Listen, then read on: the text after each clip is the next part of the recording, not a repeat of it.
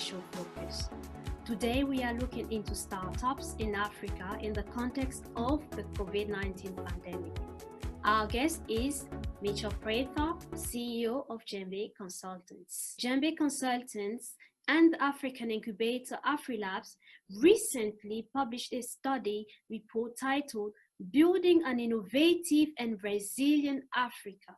The report puts Africa's resilience in the face of the COVID-19 into perspective and outlines the opportunity that emerged from this pandemic.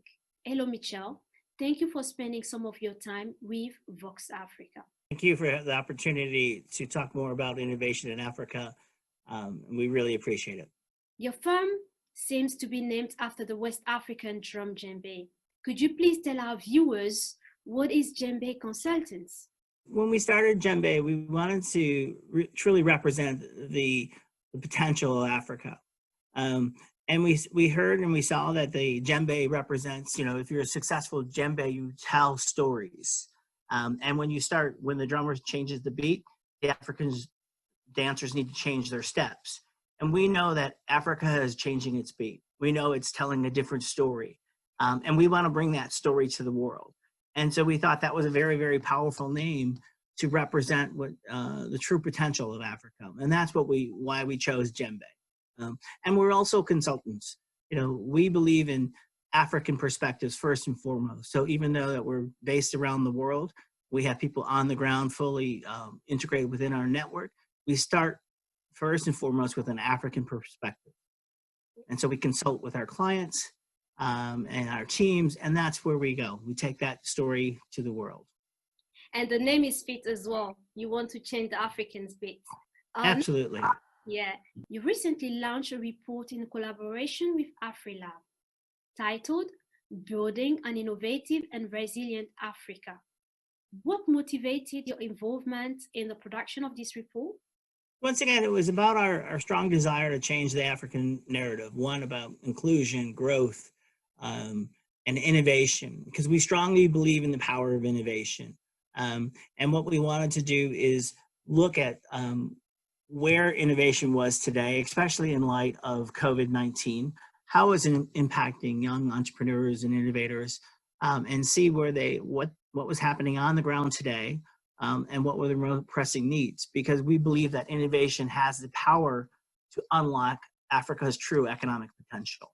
And so that's why we worked in developing this report.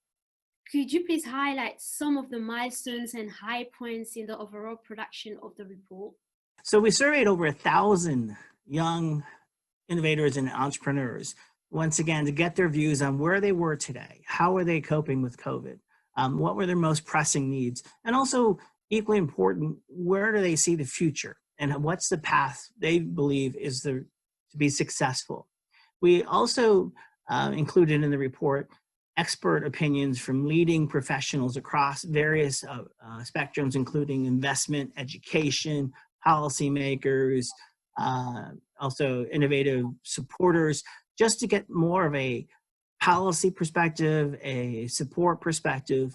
And what we did is we looked at the views of over 1,000 young Africans, and we looked at the expert perspectives to gain a very, very strong understanding of what's happening in the market today and what's the path forward. So that's why we combined two aspects, once again, a quantitative aspect and a qualitative aspect, to gain some really, really deep insights on the innovation ecosystem in Africa.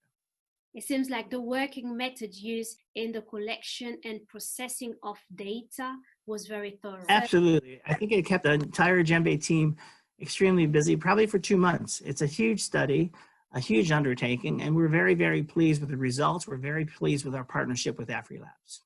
According to the 2020 Startup Outlook report presented by Silicon Valley Bank at the beginning of the year, 2/3 of startups had said 2020 will be better despite the dramatic political and economic transitions underway. Startups consistently shared a positive forecast for improving business conditions. In addition, 79% of startups plan to hire in 2020, underscoring their critical role as job creators. Now, after publishing your report in collaboration with AfriLabs, what is your opinion on the capacities of our young Africans to innovate and to set themselves up in the global market? Innovation is in Africa's DNA, as you well know, speaking from Cameroon. Yeah. You cannot stop a young African from being an innovator. It happens every day. It happens all around them. And what we saw in the homegrown hero section and the homegrown hub section, we just celebrated a small microcosm of the thousands upon thousands of success stories. It's the success stories that continue today despite COVID. And what we see and what the report showed us is that despite COVID, despite what's going on, there's a real opportunity to ensure that innovation takes its place. Because as you well know, the small, medium enterprises are the backbone of the global economy. And this is more true and more predominant in Africa. So we strongly believe by nurturing this backbone, you're going to reach the goals that you need to reach. You're going to meet the aspirations of the youth of Africa today. It appears clearly on the report that Africa has an enormous potential in terms of innovation. And this is within different sectors, including technology, agro-based industries, health, and so on. However, this potential is not always fully exploited. Why? I think it's the same challenges around the world. So Africa is similar to the rest of the world in terms of exploiting the power of innovation, and it's really access to funding. It's where you have some more African-specific challenges about inclusivity, especially around the areas of women, because women are the backbone of the African economy. You need to bring them in, and then you have the situation in Africa where close to 2/3 of the African economy essentially is in the informal side of the economy. And so a lot of the policies and support that's offered to the economy don't reach 2/3 of the economy. So these challenges represent opportunities as we see. And in the short to near term, obviously they've been put extreme pressure on in terms of what's going on with COVID. But we see that there's a huge determination to continue to evolve, to continue on this journey to support innovation in Africa. So it's very similar to the rest of the world, but with an African perspective. Once again, inclusivity of women needs to be addressed, and we need to move the informal side of the economy to the formal side of the economy. And there are definitely a number of organizations who are committed to achieving these goals. You've really put it out there. Women are the backbone of African economy. This year, 2020, is considered economically challenging with the context of the COVID-19 pandemic. The Building an Innovative and Resilient Africa report states that the crisis has had an impact on innovation on the continent. Could you please elaborate on how African innovators were impacted, please? So I think it's the areas that we just discussed. Once again, access to funding, because obviously resources at the government level are stretched. I mean, they were stretched going into the pandemic, and they're stretched even more so now. And this is the case for the rest of the world.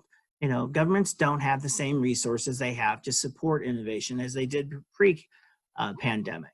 So that's definitely number one. And then the aspect that the informal side of the economy is left out of the programs. Let's be clear, the African governments did step up to address some of the challenges that were being faced in their economies, with furlough programs, access to low interest loans, and a number of other programs. But the real issue here is that those programs and that support reached only 1/3 of the economy, because 2/3 is in the informal. So that situation made COVID worse, especially for women.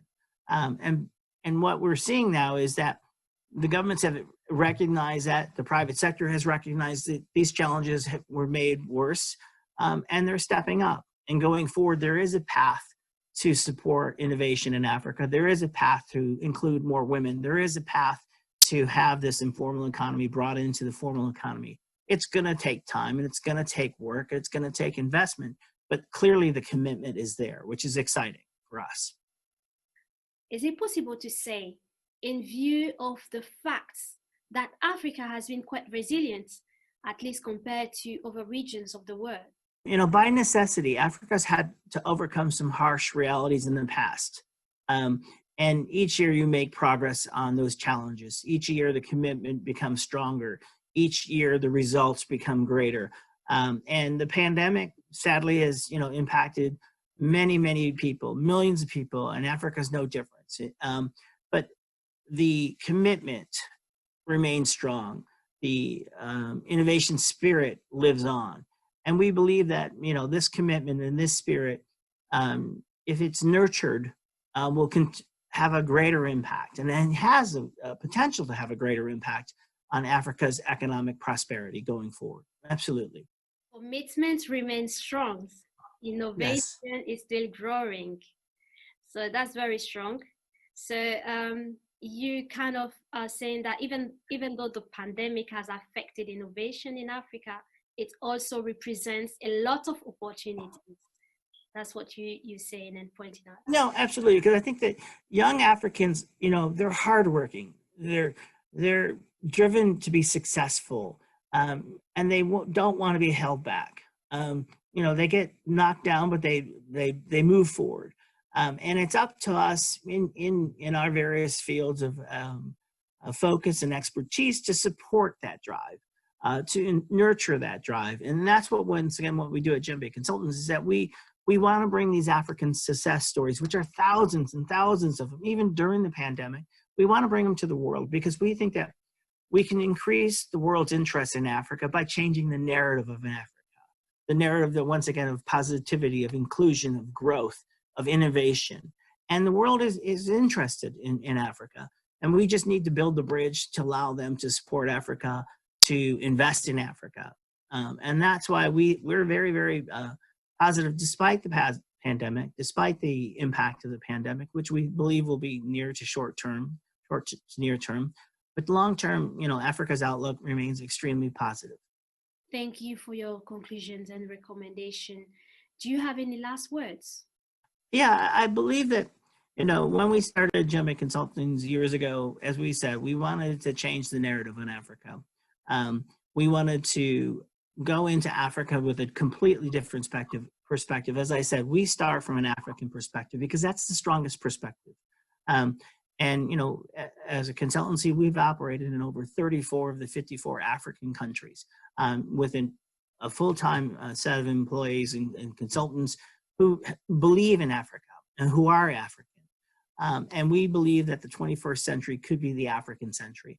And that's what we're committed to bring to the world, because we really want to showcase Africa and all its success and all its potential.